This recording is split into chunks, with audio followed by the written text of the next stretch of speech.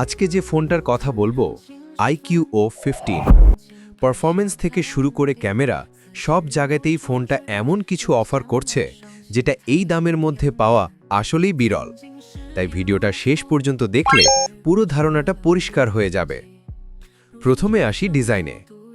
iQO15 এর লুকটা একদম প্রিমিয়াম, পেছনে ম্যাট ফিনিশ আর হাতে নিলে মনে হবে একটা ফ্ল্যাগশিপ ফোন ধরে আছেন। ক্যামেরার বাম্পারটাও সুন্দরভাবে বসানো, দেখে একদম প্রিমিয়াম ভাইব দেয়। ফোনটা হালকা, হাতে ধরতে আরামদায়ক। ডিসপ্লেটা বলা যায় এই ফোনের অন্যতম হাইলাইট।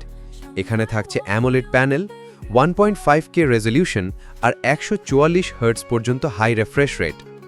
যারা গেম খেলে বা স্ক্রোল করে স্মুথনেস চান তাদের জন্য এটা একদম top notch. Colour, brightness, contrast সবই ফ্ল্যাগশিপ লেভেলের। পারফরম্যান্সে iQO মানি পারফরম্যান্স, আর iQO15 সেই ট্রেডিশন বজায় রেখেছে। এখানে আছে স্ন্যাপড্রাগন 8 Gen 4 বা সমমানের নতুন জেনারেশনের চিপ, যা গেমিংয়ের জন্য একদম মনস্টার লেভেলের পারফরম্যান্স দেয়। BGMI, পাবজি, ফ্রি ফায়ার যাই খেলেন না কেন হাই ফ্রেম রেটে লো লেটেন্সিতে চলবে। ওভারহিটিং ইস্যুও কম, কারণ iQO কুলিং সিস্টেমে বেশ ভালো কাজ করেছে। এবার ক্যামেরা নিয়ে কথা বলি। পেছনে আছে 50 মেগাপিক্সেল মেইন ক্যামেরা, সাথে আল্ট্রা ওয়াইড ও টেলিফোটো সেন্সর। ডে লাইটে ফটো অসাধারণ, কালার শার্প, ডিটেল পরিষ্কার। নাইট মোডও বেশ ইমপ্রেসিভ, নয়েজ কম, এক্সপোজার ব্যালেন্স থাকে। ভিডিও শ্যুট করতে চাইলে 4K-তে খুব স্টেবল ফুটেজ পাওয়া যায়।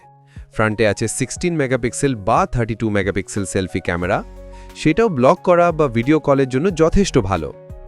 ব্যাটারি সেকশনে আছে 7000 mAh ব্যাটারি, আর চার্জিং স্পিড তো বলতেই হবে, 120 ওয়াট বা তারও বেশি ফাস্ট চার্জিং, মানে 10-15 মিনিটেই দিনের অর্ধেক চার্জ পেয়ে যাবেন। হেভি গেমিং না করলে ফোন সহজে পুরো দিন চলে যায়।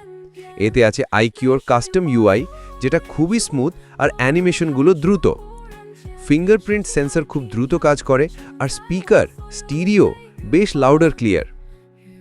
তো মোট কথা, এই বাজেটে যদি আপনি একটা ফ্ল্যাগশিপ পারফরম্যান্স, দুর্দান্ত ডিসপ্লে, কামেল ক্যামেরা আর আল্ট্রা ফাস্ট চার্জিং চান, তাহলে iQO15 হতে পারে আপনার জন্য পারফেক্ট চয়েস।